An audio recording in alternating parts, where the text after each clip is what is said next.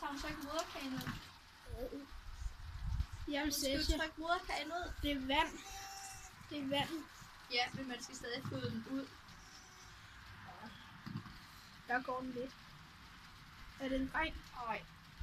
Det kan jeg ikke svare dig på før i morgen, fordi jeg vil ikke røre ved dem lige nu. Det kan jeg godt forstå. Ja. Altså, det der er, man skal helst ikke røre for meget ved dem til at starte. Spiser den. Det ligner æggehvide. Ja, jeg vil ikke se. Det kan bedre lige, den hænger bagpå. Hvorfor Nej, føder hun ikke moderkagen?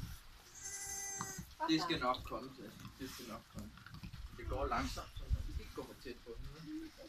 Du kan ikke komme over til den anden. Den er over ved hende der. Den er nede under hende. Den er jaloux, den var også muses. Jeg fik ikke en føde. Nej, så vil vi jo lumme ryggen til, skal jeg? Jamen, man så jo, da den faldt ud. Ej, det er klart. Ej, den må ikke være syg bagefter den der. Nå ja, den skubber den bare den ud. Det er jo bare den har spist Hvad selv. sker der for den, far? Det er jo bare, Ikke også her? det er jo bare det, den har selv spist. Heks eller sådan noget. Hallo?